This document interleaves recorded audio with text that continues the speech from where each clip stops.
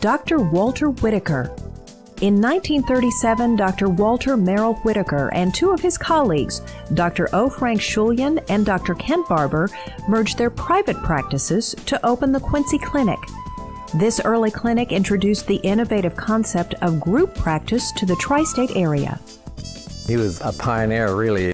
When the Quincy Clinic was started, there was only one other group in downstate Illinois that had started the concept of group medicine. So actually the idea of multiple specialties working together so that you could have interchange of ideas and concerns and diagnoses, so that was a new philosophy as far as medicine was concerned. Their philosophy was they had 5 minutes for anybody that would walk in the clinic. And if there wasn't a doctor, they didn't have a doctor an appointment, one of them would see them or listen to them to, like he said, maybe I can't help them, but I can guide them, steer them where they need to go. And I think that's how the clinic flourished. The early clinic contained a complete diagnostic and therapeutic unit and was considered to be one of the most modern buildings in Quincy. 30 years later, the Quincy Clinic merged with the Physicians and Surgeons Clinic, and today, Quincy Medical Group is one of the leading physician-owned, multi-specialty group practices in the United States, comprised of more than 90 physicians and nurse practitioners in 23 medical and surgical specialties. Born in Kansas in 1903, Dr. Whitaker graduated from the University of Kansas before receiving his medical degree from Washington University in St. Louis in 1927. He spent 2 years at Barnes Hospital as an intern and medicine fellow. Then, as the first pediatrics exchange fellow from Barnes, Dr. Whitaker served at hospitals in London and East London, England, and Glasgow, Scotland.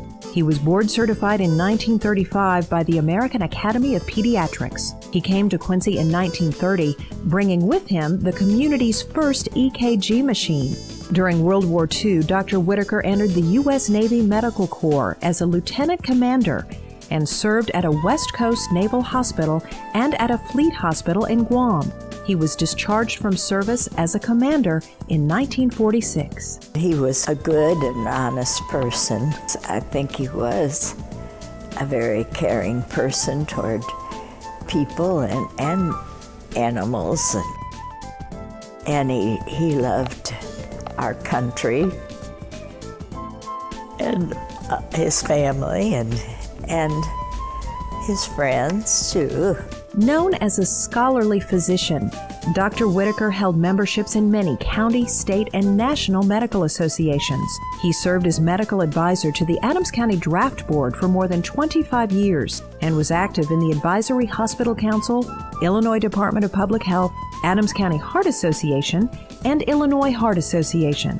Writing extensively for medical publications during his years of practice, he was the recipient of an editorial award from Hospital Management Magazine in 1949.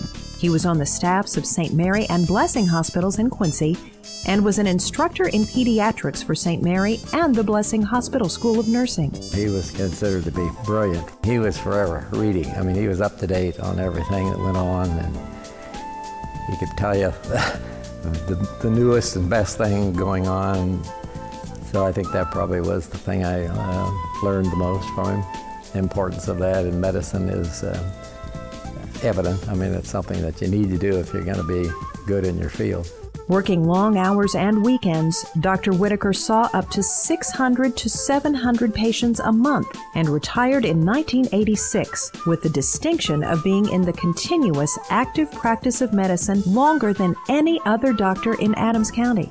If his phone rang and he was near it, he'd answer it. He'd talk to him right from the desk. There were times it was like 7:30 or 8 at night and the phone rang and he answered it.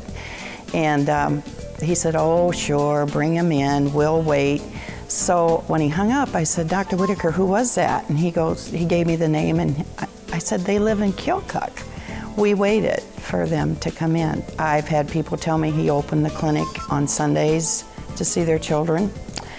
I'm sure he was involved in house calls before I ever came on the scene, because I heard about those too. So he was quite a doctor and friend. I think his dedication was evident, and that kind of kind of was contagious for the other people in the clinic. They used that as a model to follow. He had been at the White House to several state dinners, but yet he was so humble, and he could talk to the highest, our most intelligent person, most important person, and be just that kind and friendly and attentive to the common ordinary folk, because that's where it came from. Dr. Whitaker married Mary Leona Gonya Harding of Palmyra on January 2nd, 1929.